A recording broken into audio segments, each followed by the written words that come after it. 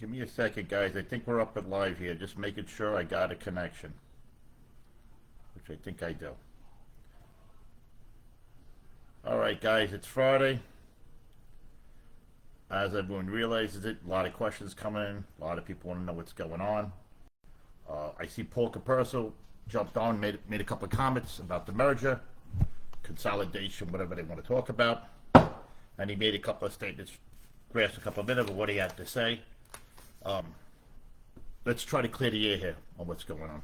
A couple months ago, we had a discussion. Everyone was saying that there would be no merger.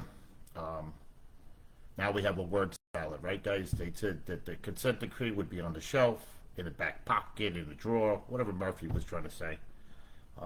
They worked on the consent decree, and they worked behind the scenes to remove it from the benefit funds and the pension funds, leaving it an object to be merged now. Okay, if they didn't do what they did, we wouldn't be arguing this right now. So that tells me the intent there was to have a merger or consolidation. All right. Paul states in his video that the building will not be sold. Right. Paul regrets to tell you the truth that if a merger or consolidation is taking place, the people who control the funds will have an identity over the sale of the building. No one's saying the building's going to sell today. I do understand that, we are doing restructuring the building. They're looking at a building out in Queens. No one's talking about it right now to move the school out in Queens. They're moving everything to the 4th floor. It's my understanding that everything from the 9th floor as well will all be located on one floor in that building. To me, it makes it kind of convenient if they did want to sell the building down the road to have everything on one floor, right? Fix up the lobbies, fix up the bathrooms, got out the 1st floor, move the school out of there, put them out in Queens someplace, and now if you want to sell the building, just lease out the 4th floor, and it'll no longer be our building. But like I said, guys, that's down the road. The problem we have here, Paul, and a lot of people is, listen, everyone's entitled to their opinion. They're not entitled to their facts, okay? So you have to look at the facts of what goes on. When Paul was a trustee back in 2011, when the council was here, Paul voted on raising the retirement age. It's a fact. Paul did it. Paul will admit to it. I'm pretty sure he will admit to it. He voted on doing it. And they were going to vote on raising the eligible time for medical as well. I think you're going to need, it's 50 or 30 credits, or 30 credits. It was a time with the age or something like that. And then when Mike Beala got elected, Mike Beala negotiated and got that retracted and kept everything at 55. You got a lot of people that talk a lot of stories about why we ended up with 55. The facts are we ended up with 55 back in the days. They worked a lot of numbers. A lot of the people in play, they were setting themselves up. They wanted to get the retirement lowered because they were looking at legal issues. So it was another thing. The problem we have here, guys, is, you get a lot of word salad and a lot of stuff isn't true, right? Ludico was a company we ended up merging our funds with, right? And when we merged our funds, when McCarran came in, right, they moved all our funds. If everybody remembers, our stuff got moved over to Chicago. I don't know if everybody remembers that. I got the article right here, okay, guys? I'm going to post it for you because I don't forget these things. It's always good to remember and post a document so I can back it up.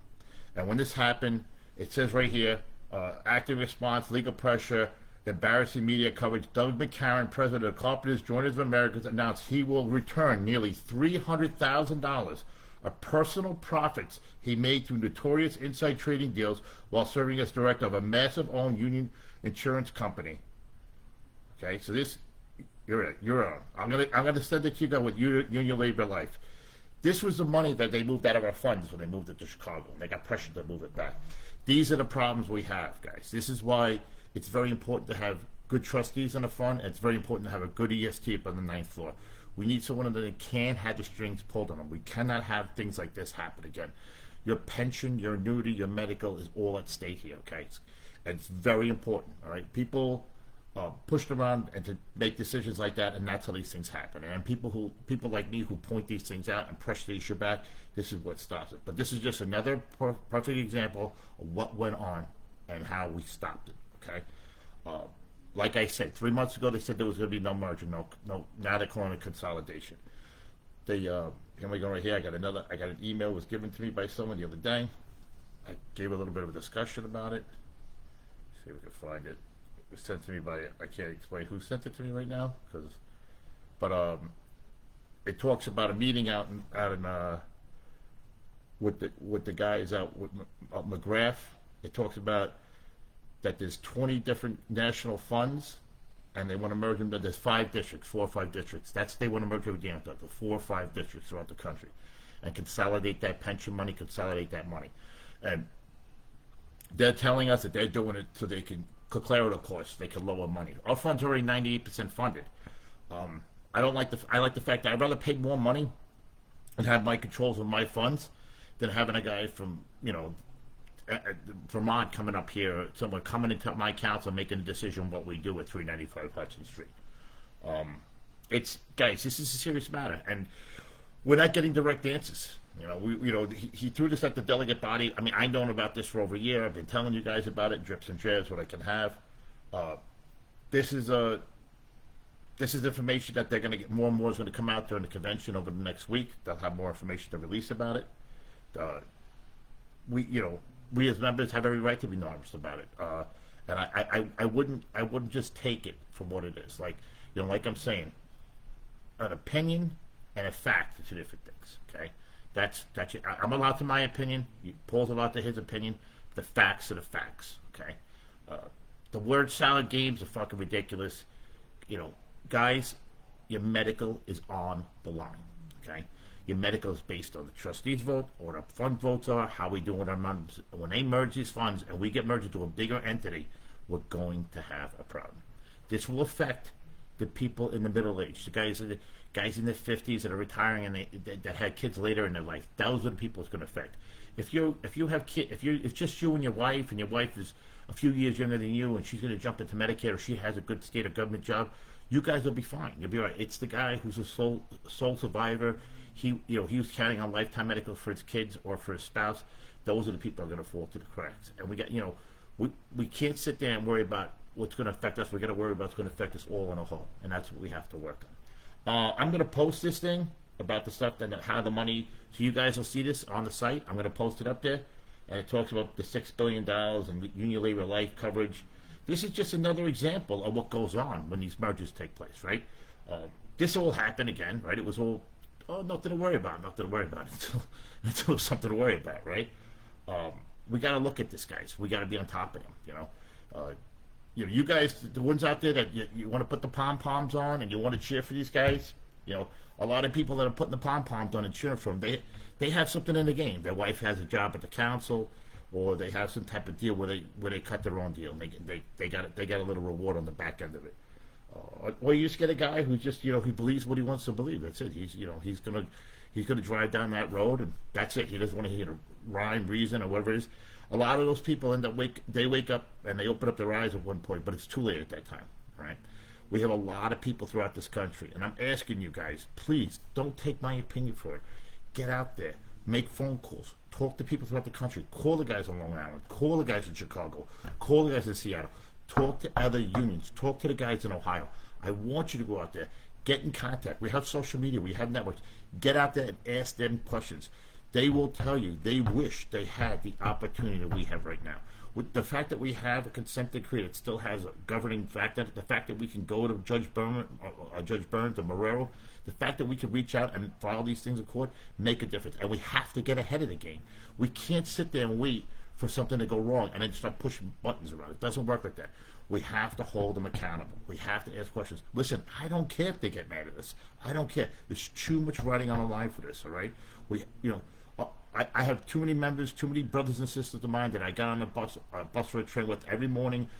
We get up at 4:30, 5 o'clock in the morning. We put our boots on. We go into the city and we do a thing. We didn't all grow up in that lifestyle where we were put in there by our uncles and we jumped in a car and clicked the button and hit the electric start in our car and scooted in from Staten Island or something like that. We don't have that luxury, guys, right? A lot of us roughed our way out there. We hung our cardboard. We worked in the trades. We worked with our tools, rank and file. I've been a rank and file member my entire life, all right? I never had no easy path to anything, guys. My parents didn't give me money. No one gave me money, man. I built everything I have on my own, everything. The only thing I got from my father was was an opportunity to join the union, and he taught me a good trade, and I had the opportunity to learn from him and my grandfather, which I'm very appreciative of that.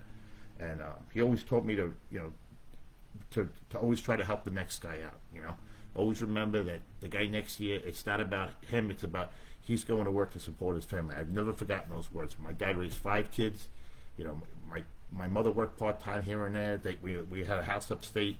You know, we didn't live the best life in the world, but we didn't live the worst life in the world either. My dad did the best he could for what he got. He came to this country from Ireland, and he did the best he could. And the union was good to him and bad to him at times. You know, back then they, you know, if you didn't go along with the flow, they would try to blackball you. You know, if you build yourself up in this industry and you do what I tell you to do, and you get out there and network, and you get to meet these supers and project managers and owners, and you make those connections, they can't stop you. They don't have the power to stop you. I'm living proof. I made calls yesterday. I'm getting one of our big guys, 50-year member, as a dock builder. I'm getting him set up as a general super for a big major company that does multi-billion-dollar projects in the city. Putting him there will make a huge difference for us. Having one of our guys in the top seat like that and lining a job up with that is awesome, because it gets us someone in that understands the business, and it puts us on a level field to make sure that we're being protected as carpenters out there. And we're the productive trade on any job site, and any super project manager will tell you that. So guys, listen, show up at your next meetings. You got questions, email them over to me. We're going to have a podcast. Like I said, I'm going to have someone on it. If Paul Caperso himself is watching this, Anthony Medeo, Adam, Dave Caraballoso, any of you guys want to debate this with me and get on it, I'll get on it. But listen, Adam, we're going to talk about Amalgamated Carpenter and what you guys are doing about it. What your family was involved in trying to break up the union back in the day. Dave Caraballoso, we're going to talk about your timesheets and how you lied on your timesheets. But this is all up for grabs, guys. Right? You guys want to come at me with stuff. You guys want to nitpick stuff. We're going to come at it. We're going to answer questions, okay? Because the members need to know that they're being lied to. We have too much stuff going on there. 2 sets of rules for the guys that are in there. Two playbooks. This is all bullshit, guys. This has got to stop.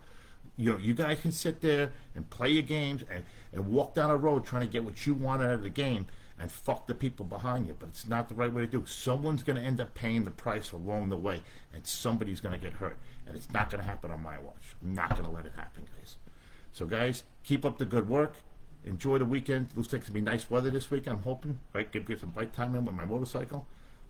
Enjoy our summer for what we have here. Let's hope for the best, and let's keep everyone on their toes. Great work, everyone. Stay on top of them, and keep the questions coming in. Like I said, I'm going to have that set up, and I'm planning on setting up a Zoom meeting that'll be sending out emails and text messages.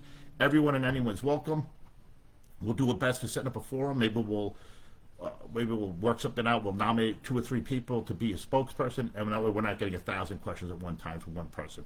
And we'll rotate out. If it looks good, I'll do more than one of them. I have no problem putting time aside so we can get as much information out. And anyone that's got information, I posted something today.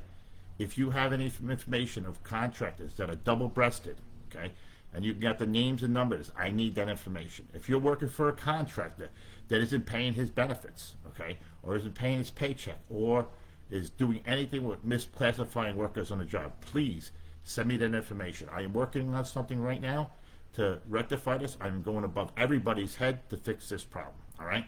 We're going to get this done, and like they say, if you want something done, you got to do it yourself, right? But that's what we're going to do, guys, because I'm dying of hearing about the problems and passing it on and things not being taken care of. And then I can't be told what the investigation's going on. So you know what? I'm going to bring it to the next level, and I'm going to work with other agencies and government agencies to make sure that this is getting done. And I think I have the right people now that are listening that's willing to help fight for us. So we're going to push forward, guys, and we're going to get answers. And and ladies, all right? Guys, enjoy your weekend, and I'll be talking to you soon.